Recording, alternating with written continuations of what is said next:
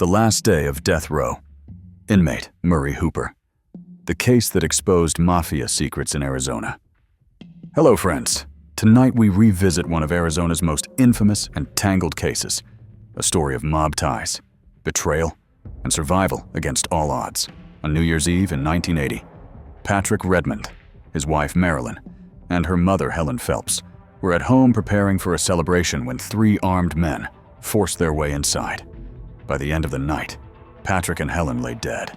Marilyn was left for dead, with a bullet through her head. And what looked like a robbery soon unraveled into something far darker. At the center of it all was Murray Hooper, a man accused of carrying out a mob-ordered hit disguised as a home invasion.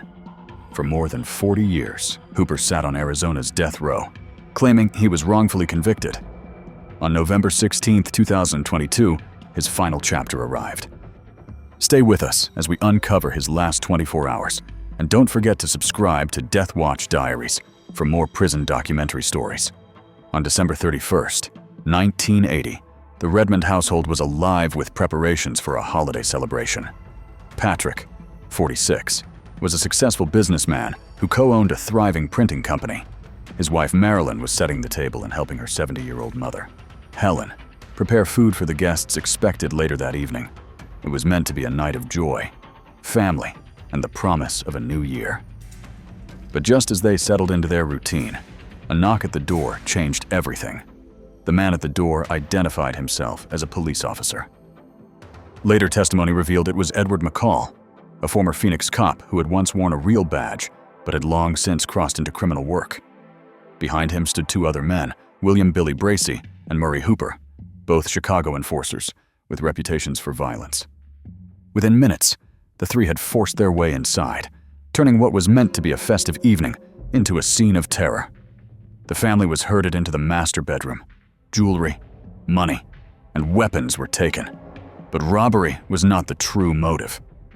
Patrick, Marilyn, and Helen were forced face down on the bed, their hands and feet bound with tape, their mouths gagged with socks. The brutality that followed was unforgettable. Patrick and Helen were shot multiple times in the head. Patrick's throat was slashed. Marilyn was shot once in the back of the head. Miraculously, the bullet tore through but missed her brain, exiting through her mouth. Believing all three were dead, the attackers left the house, satisfied that their job was complete. Hours later, as the new year rang in across Phoenix, Marilyn somehow found the strength to pull herself upright, stumbling, bleeding, and disoriented. She made her way to neighbors who called police. Against all odds, she survived, and she would become the most important witness in the case. Marilyn later identified McCall, Bracey, and Hooper as the men who stormed her home that night. What investigators uncovered after that was more than a robbery gone wrong. It was a carefully staged hit, ordered by powerful figures tied to organized crime.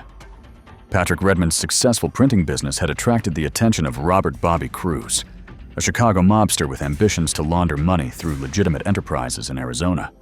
Cruz was connected to Ronald Lukasik, Patrick's business partner, and even closer to Lukasik's wife, Joyce, who appeared eager to bring the mobster into their profitable company. Patrick, however, stood firm. He wanted nothing to do with Mafia money or their influence. His refusal, prosecutors later argued, cost him his life. The hit was allegedly orchestrated by Cruz, who reached out to McCall, the ex-cop, to arrange the killings. McCall, in turn, brought in Bracey and Hooper from Chicago.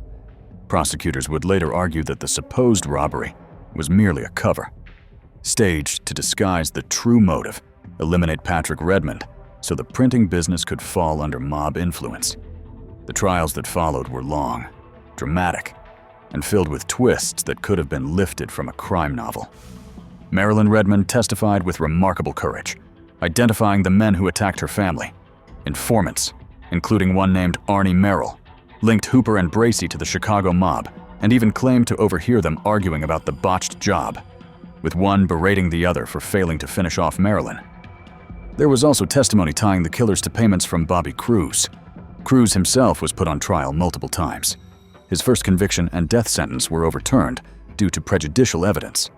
Subsequent trials led to hung juries, mistrials, and eventually an acquittal in 1995. By then, many jurors doubted the credibility of the jailhouse informants who testified against him. Cruz walked free, but his freedom didn't last. In 1997, he vanished. A decade later, in 2007, his body was discovered in Illinois marshland, hands bound, shot execution style, and wrapped in a tarp. The Mafia, it seemed, had delivered its own verdict. Joyce Lukasic, the business partner's wife, was also accused of playing a role in the plot. She was convicted at one point, but later had her conviction overturned and was acquitted in a second trial.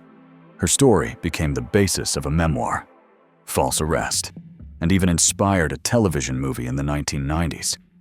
Meanwhile, the fates of the three men who carried out the killings unfolded over decades. Edward McCall, the ex-cop who had opened the door to hell that night, was sentenced to death but died of natural causes in prison in 2000. Billy Bracey also died on death row before he could be executed. That left only Murray Hooper, convicted in both Arizona for the Redmond murders and in Illinois for separate Chicago killings. For 40 years, Hooper sat on death row in Arizona, maintaining his innocence. He and his lawyers argued that no physical evidence tied him to the crime scene.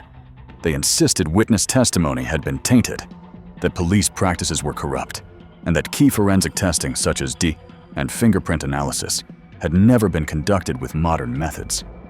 As his execution date approached in late 2002, his attorneys pleaded for more time, arguing that justice demanded a fresh look at the evidence, but the courts were unmoved. The testimony of Marilyn Redmond still loomed large, her identification never wavering across the decades.